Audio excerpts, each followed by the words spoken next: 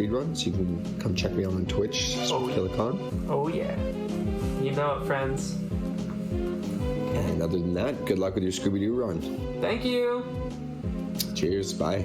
Cheers, friend. And hello, Prince Leaf. How are you doing? Doing well. Prince Leaf is the big-time head honcho moderator of Scooby-Doo Mystery for the Super Nintendo. He's also... Go ahead. I once was a top runner for this game, but unfortunately fell to obscurity after a couple of years because I'm now one from the bottom of being the lowest runner on the leaderboard, so... That's alright. I mean, there's been a lot of tech since then, huh? Oh yeah, a lot, and we're going to definitely demonstrate it in this run right here with Bean, so... Alright, you want to give me a countdown? Is Retrothon actually ready for us to go? Oh, I don't know. Code Man. I think we're good. Said they got us flipped and ready to go. So if you're ready to start, you ready to start? Yep, I'm all set. Give me that countdown. All right. In 3, 2, 1, go. Oh yeah. Scooby-Doo it. Thanks, Sin. So this is a much different game compared to the one you just saw from Bean. Instead of being a run and gun shooter platformer, this is a exploration platformer, and I use platformer very loosely as it's pretty bad in this game compared to the last game. So it's one of those exploration games, as it's a kind of a puzzler, but there are platforming sections in the game which, you know, as we'll talk about when we get to them, the hit detection and stuff is just kind of bad. Ultra jank. You know, as much as I love this game, I do want to say that it is 1/3 load screens. Literally 1/3 of the game is just waiting for you to get through door transitions.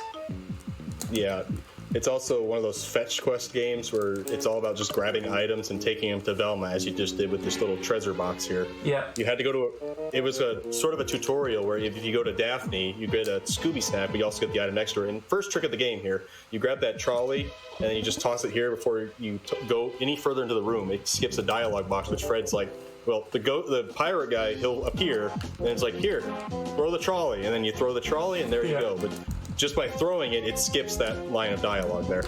Yeah. And then that little text there says search here. That is to indicate you're to press the X button at that place in order to find that item. It's the only time in the game they're going to be that nice to you.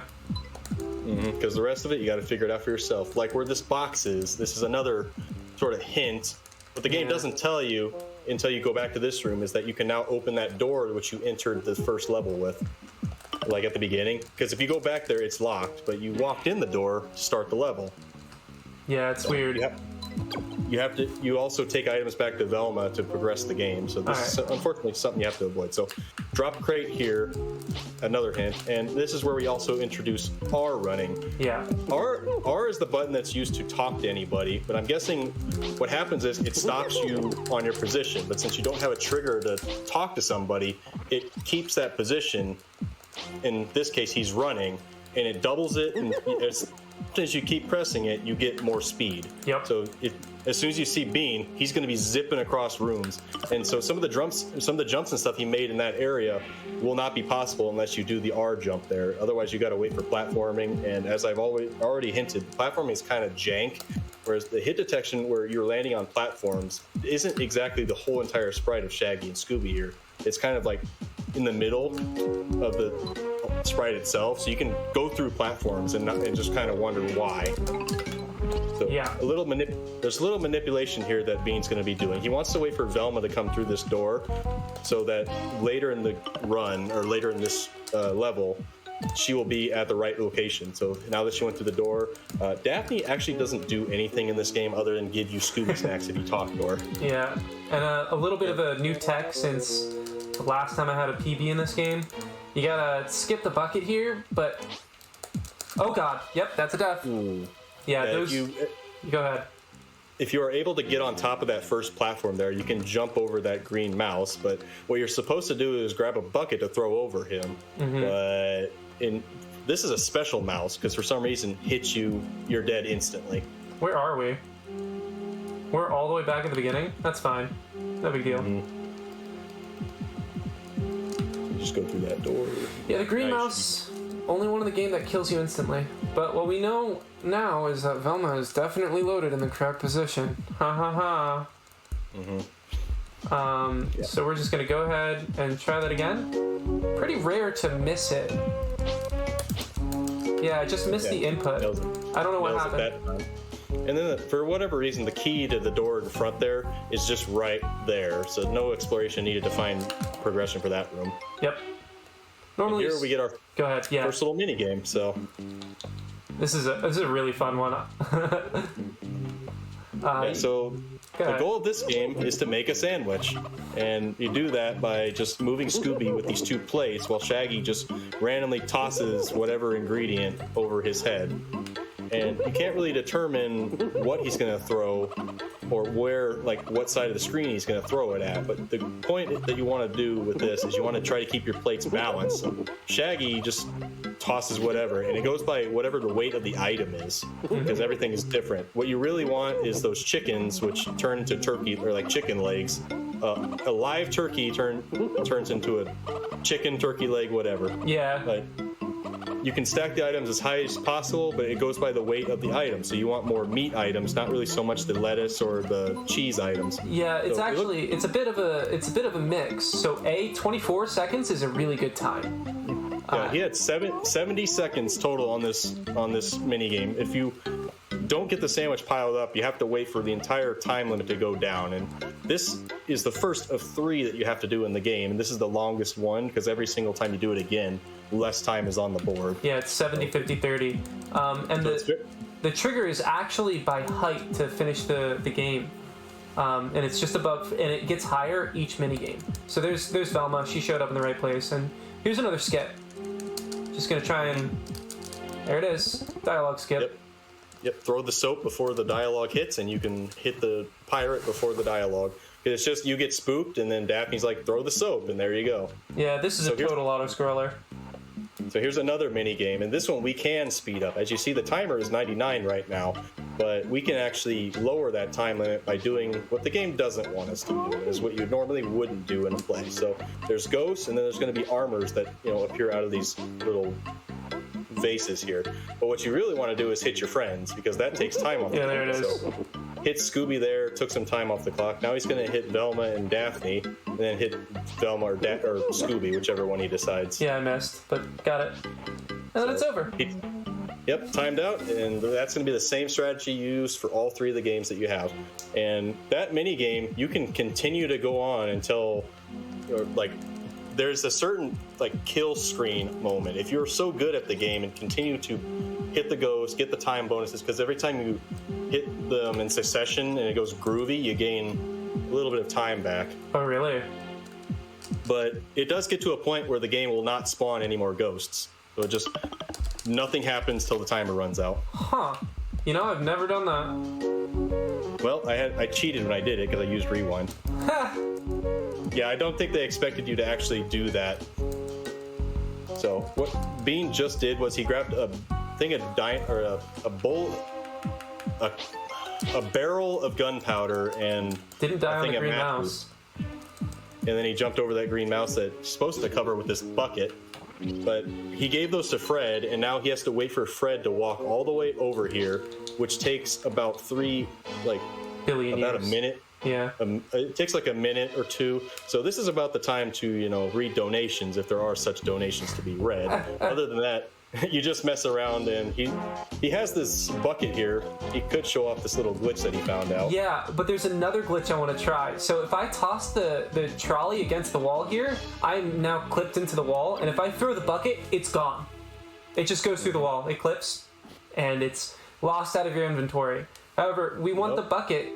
Here, I'll show that I'm actually in the wall here. There you go.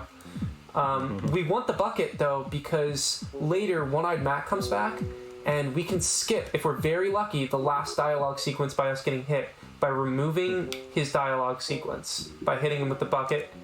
But if you hit his, cloud animation, that stuff, instead of him, it doesn't work. And what you just saw there was one of the best explosions in any video game ever. I dare any video game to test it and be better than that. Yeah. I might have moved a little quick there. We might not have spawned Fred in, which would only lose us about 6 seconds. That's okay. We'll know immediately here. So I do notice that you grabbed the lamp. You did grab the lamp.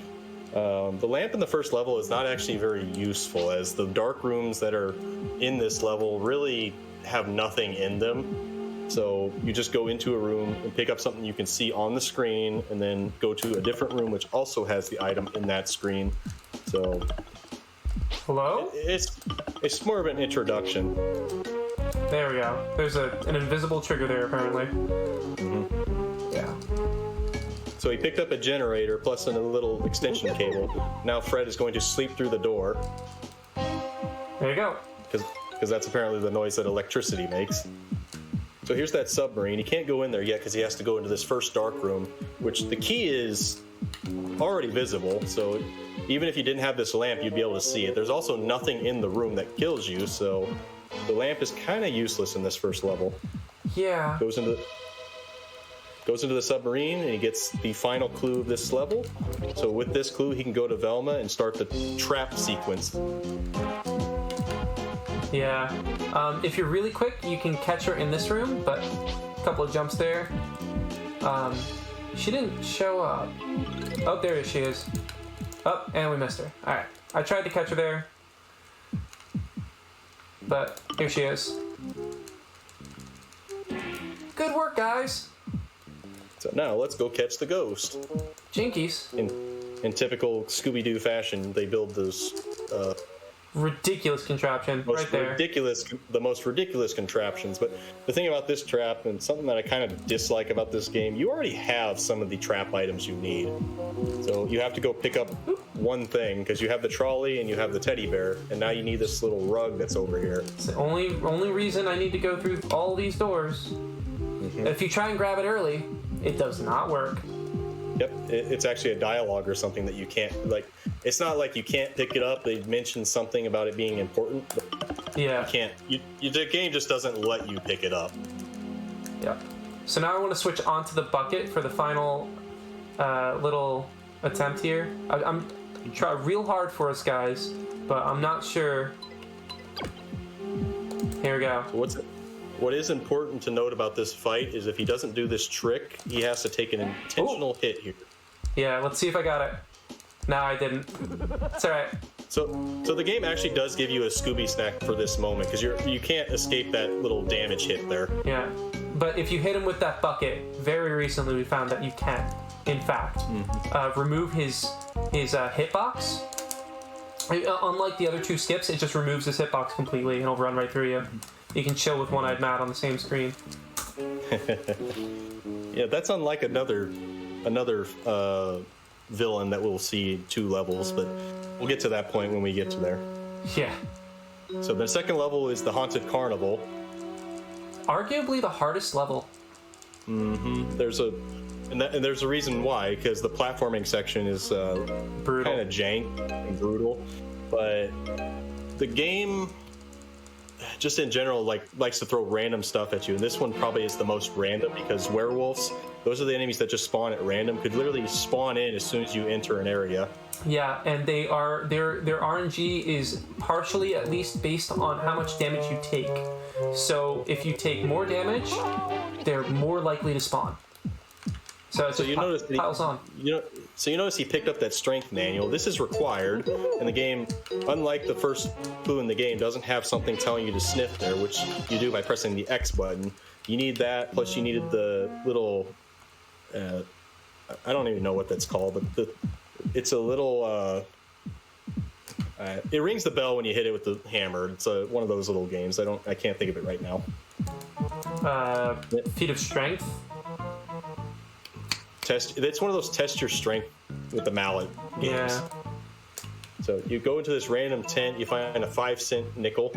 This is important because you need to win a prize out of a crane game, which I don't know why a villain would, ever do that.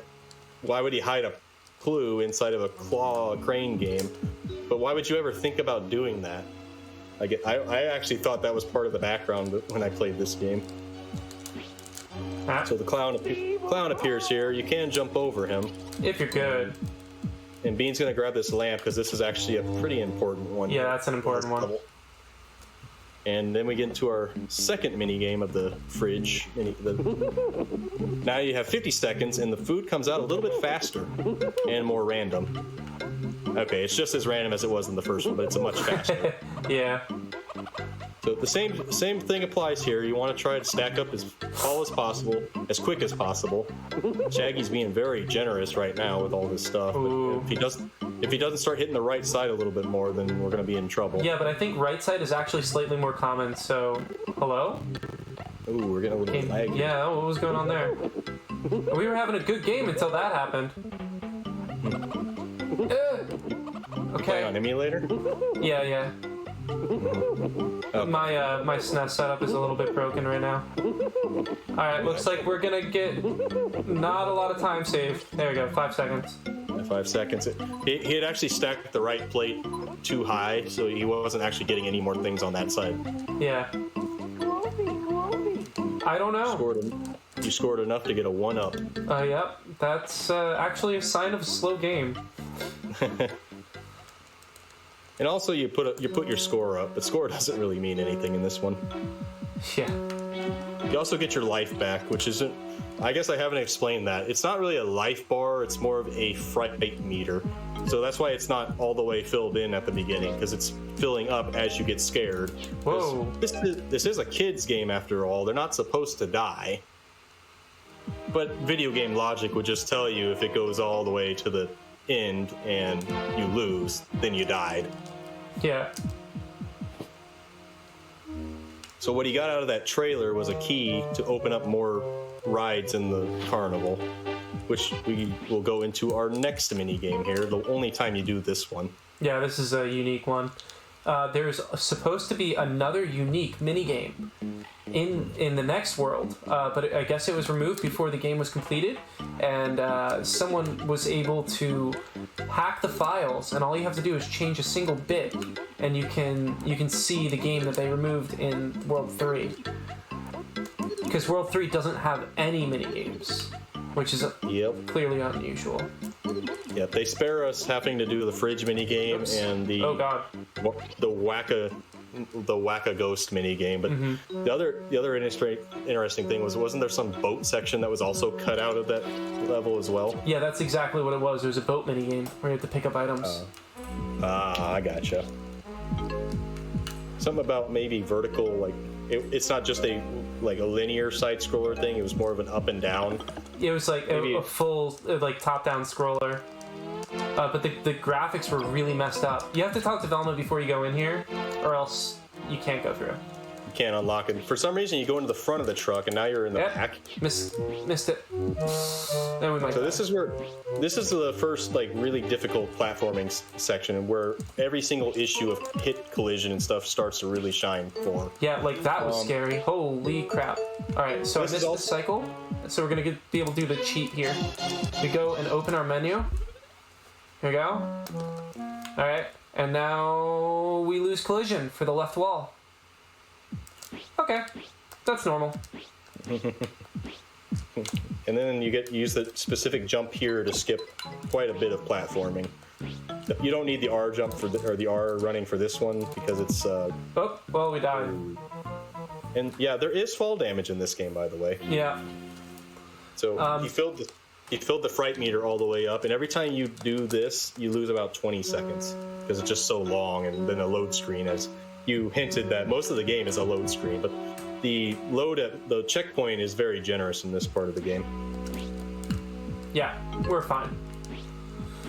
But he did get the item, so he doesn't have to go back down to the right side here. He can just jump up to where he just was. And you can pick up oil going into this room, but you only really need the one. But if you were to get you can pick up I think up to 3. You never see the full screen with the light, but as long as you can just see the platform in front of you, you should be fine. Just a little memorization. Yeah. Intentional damage here because it's quicker to do that than it is to wait for the platform to fall down. Yeah. And if we did everything correctly, then Fred should be here. Yep. It's all about picking up the specific items because the game is scripted to go with whatever item you are turning in. Yeah, and you also have to show Velma an item before that truck. Otherwise, Fred just doesn't appear for some reason. Mm-hmm. I actually don't think you can go in the truck. Just trigger it. No, you can. He just doesn't appear at the end, and then you have to go all the way back around. Gotcha. So you did see that the matches that were to the left side there. That is one of those items that's a trap item for a little bit. Like, we're almost at the end of this level, but it's just a little bit. But you can see the item on the screen, you just can't pick it up. No, there's not unlimited continues. We have lives in the top left, and you can just get a game over. And it turns out that there are two weird conditions in this game. You can get a new game plus or a new game minus. And what that does is changes Shaggy's position on the layers of the screen slightly. And so in New Game Minus, he moves up a little bit, and in New Game Plus, he moves down a little bit. And they're just based on if you beat the game or if you game over, and then continue after that. Interesting. Yeah. And it's also worth noting that the game over screen and the congratulations screen are actually the same screen, just with everybody face palming you if you lose. Yeah, it's absolutely hilarious. And then another weird thing, if you New Game Minus, you game over and then you play again. Very interestingly, that first door that you go through at the beginning of the game, which would lead you to the ship deck, where that first platforming section is, you can like slow Shaggy down before he goes through the door, and you won't trigger the beginning cutscene, and you can go left. And you can go left almost infinitely until you flip your position bit. And by doing that, you'll come out the right side of the screen. That's okay. We just we got the matches, so we actually just warped to the top of the. We just warped to the top of the screen now. Yeah, it's not totally 20 seconds, I don't think. So to also kind of explain the jankiness of the, well, I guess it also depends where you're at. Just the animation in general takes 20 seconds, so it could also put you a couple more seconds away, depending on where the checkpoint's at. Yeah, that one was okay because we have to do this stuff anyway. So this game for some reason started on 98 seconds. Yeah, we're not sure if that can save us time or not. Oh, I think it's actually you bonk timers is how you get more time in this one. Oh. Yeah. I do know you get more time to a certain point where you do end up running the game out of memory, so it doesn't do anymore. Yeah. But we have to do this, unfortunately, because there's an item that you absolutely need for the trap in this room. Unfortunately, there's 4 items for the trap, but this is one exception where only 3 are actually needed to do the trap, because the game doesn't check to see if you put glue on the floor for the clown to step in. So he's going to go collect these 3 items and completely skip the glue altogether. Yep, we got matches, TNT, and a cannonball. And so we're just gonna ignore all logic. Nothing's happening. Oh, look, there he is. Look, the clown is supposed to be there when the glue hits, so you see the cannonball just sit on the ground there. Clown is still loose, by the way. And now he's not. And then now he's just there all tied up like you had just caught him. Yeah. You can also get if you saw the little it's called a wick of the cannonball. Yeah. If you hit the proper timing with that cannonball, the animation for some reason doesn't go on that. Yeah. So explain the jankiness of this game. You can hit it higher up and it'll start sooner, which will save you some frames. Mm-hmm. So this, with all that cut content out of this 3rd stage, this is actually the shortest stage of the run. Yeah. So, and it's a really scripted event here. You can check these 3 areas, but your clue as to whether or not you're supposed to search right here is where this mud man just appears, because you need this item. If you miss it, then you are just going to wander around these next 2 areas, because it's a big area, and you need this in order to move forward. Yeah. We're going to take a safety snack here. You don't get them all the time, but Daphne is willing. It's like if you do something kind of like progression-wise, you maybe get another one from Daphne, but you can't just keep talking to her, keep using Scooby snacks, and keep forcing to get more. Yeah. She ain't that generous. So this is we're gonna come up on another thing where R running actually changed the route. Yeah, very important with the R running here. But we're at the gas, or not yet on the gas station. You need to get on top of here. You're supposed to get some tires to bounce on. Like, this is a fan, and you're gonna get some gas, I think, for it. Yeah, you're gonna get the generator first. Gas is after the generator. Yeah, gotcha. Yeah, it's been a while since I played this game. So you get this generator plus this little fan, because for whatever reason... Fan first. Because for whatever reason, you can't just walk over leaves. This is like the most powerful obstructable leaves that I've ever seen in a video game. Yeah. Like, you can't just walk through a leaf pile, guys? And it's also very important that Bean just re-picks up all the stuff that he just gave her, because reasons later, and then he grabs this gas canister. Now he has all items for the trap. Right. And normally you would grab some wheels or tires on the top of the roof there to get yourself a platform to get to the next part of this area here. But because of our running, we can just negate all that together by just jumping to it if you hit the timing right. But I didn't. I hit it every time in practice, y'all. I don't know what to say. It's nerves. That's okay. Don't matter. We just start back here. We can do it again. Yeah, our live count is kind of getting a little low, though. I don't want to hear any of that. Yeah, he tells you about the branches being a little too low, but with R running and the increased jump, you can hit it. Yep. That's what I was supposed to do the first time. But there's also another thing about this area here. We're supposed to go up on this little top section. There's a little bit of an auto scroller area, but again, because of R running, we can just jump over this gap we're totally not supposed to be able to jump over. No, not skip it entirely. Yep. And then you just kind of wait over here for Velma to show up. You have to spawn her in, and then this door leads you out to a different, like, it's the same, but I don't know how to explain it. You have to go into that door, otherwise this stuff doesn't load. You can't go down here. So that beehive you actually just saw on the last screen, there's a clue that's hidden under there, but the clue actually means nothing. It's just a point grabber. That's one of the hardest jumps in the game. Yeah, you're running, and you have to jump before you go into this mud, otherwise you lose a life again. Yep.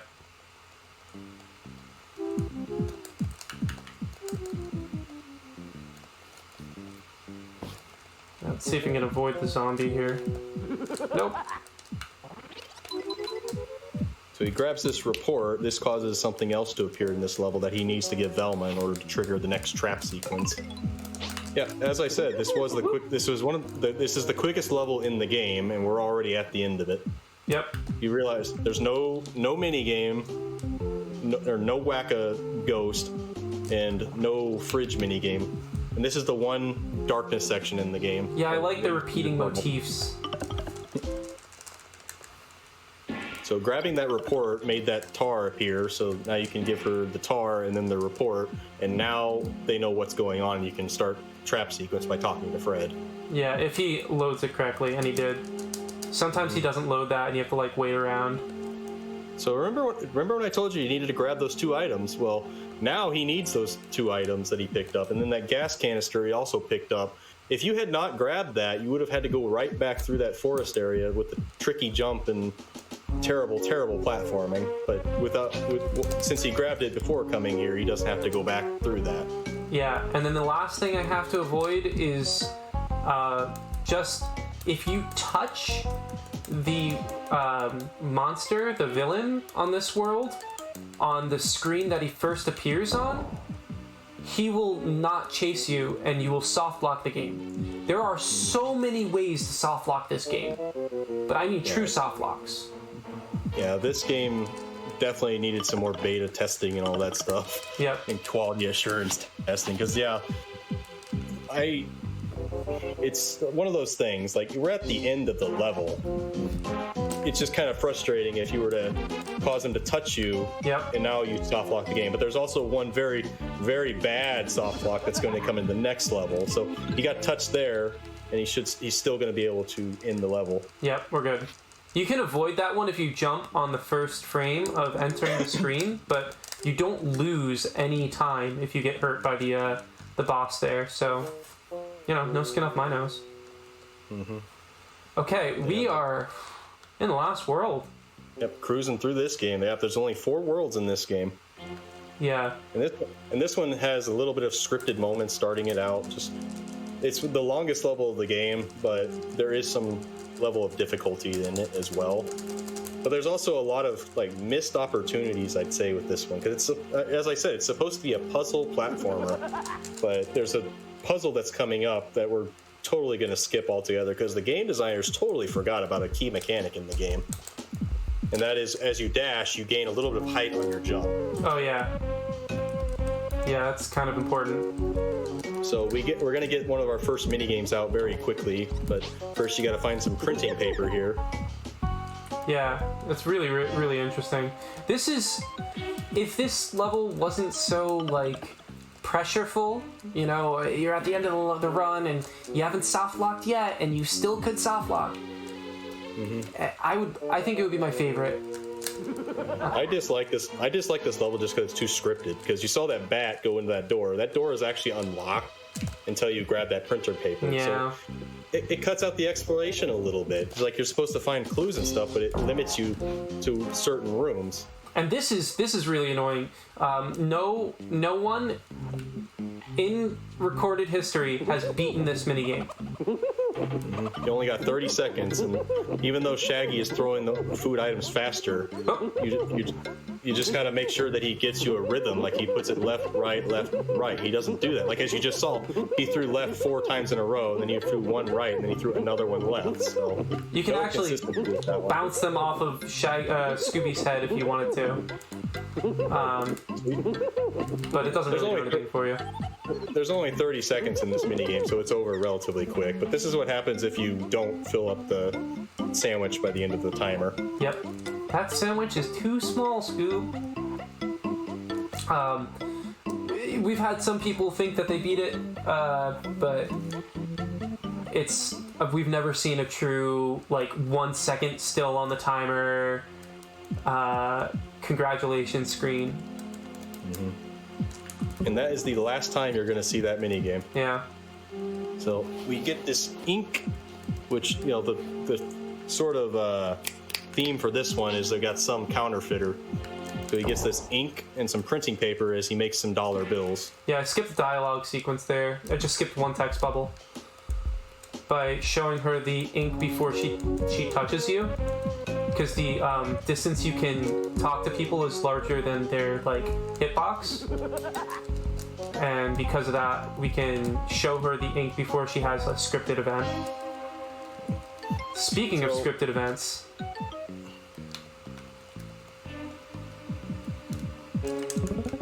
Get this. And then we have the last minigame of the game. Which looks like it's through a closet door. That the way the pattern of the door and stuff just doesn't make me think it's a room door. So yeah, the last time you're gonna do this event or this little mini game here, and same strategy applies. Whack the gang members and don't worry too much about the ghosts.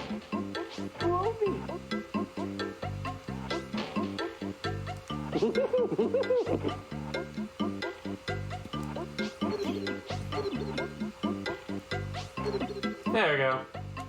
That was basically a perfect minigame. Yeah, you can't really lose any time on this minigame as long as you hit everybody. Yeah, you can be really clean with your hits and hit them before they show up, though. So this little plank here, yep. Apparently that plank is not important, but that's one of the trap items. So you do get a dialogue saying like, it's just a plank, I can't pick it up. Even though it's super important, haha. Yep. Will be important later. But Another thing to note, you know how String's little fright meter is halfway up already? That was not Bean's fault. The game literally is scripted to give you that much fright. There's no enemies. I couldn't have gotten hurt. Yep. I mean, you can get hurt by falling chandeliers and stuff. Oh, yeah. Which he hasn't been hit yet, but the game itself is scripted to fright you halfway. And then so here, we can actually open this door. You see it? But if we go through, the game really, really, really breaks. Ultra breaks. Absolutely soft locks. So we don't want to do that. And now all of a sudden we can't open that door. Yep. Even though it's open. Yeah, it's open. You can see the openness of it.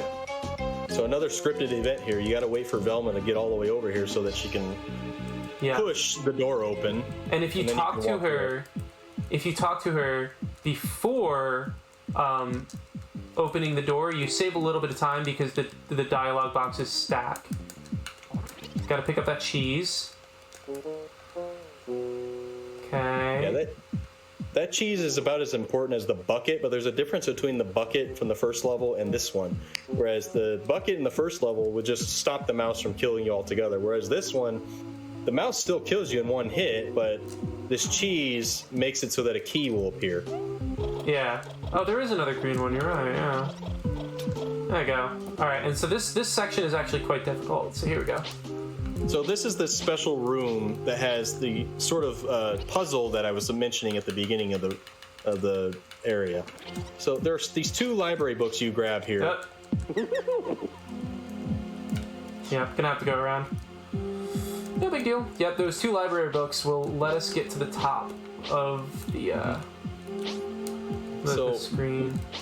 What you're supposed to do with these two books is you're supposed to go to the top left portion of this library and use the two books to get up there to grab another book, which you're supposed to use at another part of this house. Uh-huh. But, go ahead. But because you have the extra jump boost from you running, you don't actually need that other book to make this jump.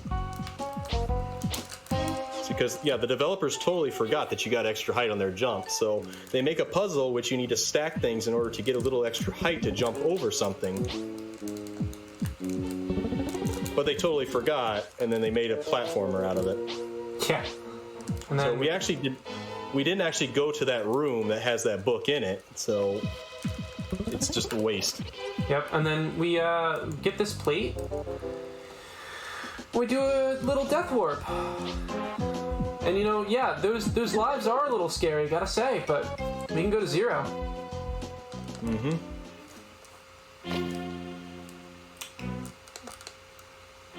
I almost biffed it with the lives, but we're good. We're good. Mm-hmm. Okay. Just gonna. And this death warp takes you exactly where we need to go. But don't want to talk to her. But unfortunately, now comes to a very big issue that is kind of with this one level. Before you start raging at Bean and say, "Hey, what are you doing? Why are you just sitting here waiting for everything to go around you?" Well, the reason why is because there is one final soft lock that happens during the trap sequence, and if you give this little dollar plate to Velma too early, she will not be set for the trap. It sure is true. And when the villain appears, I mean, it goes through like it's normally supposed to, whereas the villain is going to trap. But the problem is the trigger for the trap doesn't actually ever trigger, so the villain is going to just keep running into you constantly until your life runs out, and then you lose. And even if you lose a life and go through that little sequence, that doesn't restart the room. So it's essentially a game over because you cannot trigger the final trap. Absolute soft lock. There's nothing you can do about it, and it's on the last screen of the god dang game. I tell you what. So we take some extra precaution to make sure Velma is in the right spot here. Yeah, you go real slow. It has been skipped. You can skip it, but we aren't completely sure of the details. And so marathon safety dictates that we do not attempt to skip that, because you only save like 5 seconds, which I have lost way more than that on this screen alone. So just going back over what we've already gone over. Just it's one of those things. Like this is one of the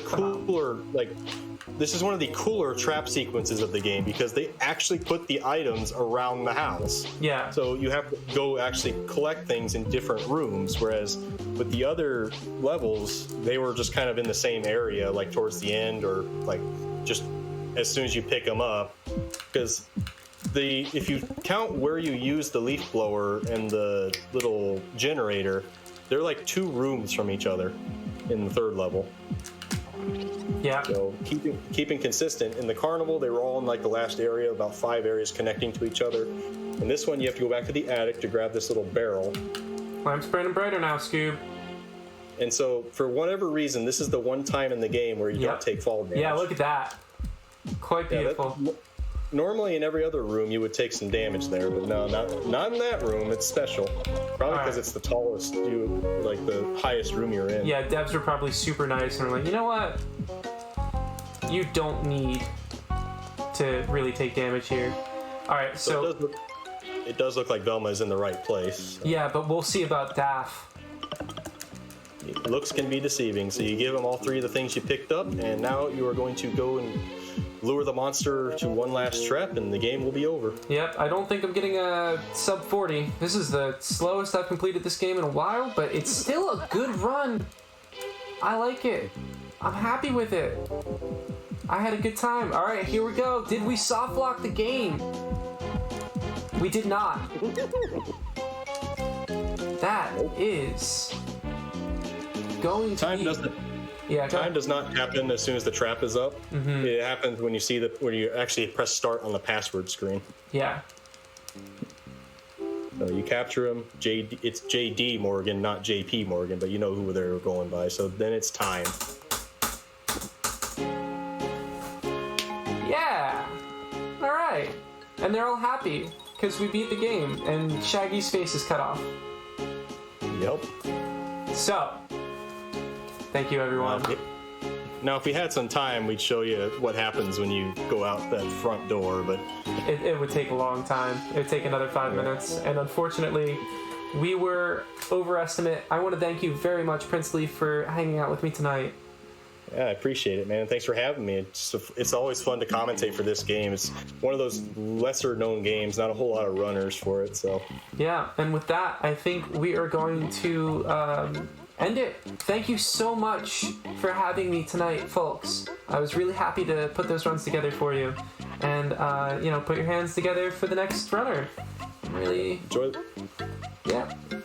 Continue to enjoy the marathon. They're putting on a good show here. They got lots of good stuff coming, so yeah. stay tuned. Ant-Hole and the rest are gonna keep it pinned down. Okay. Have a good night, everyone. Happy Easter. Take care.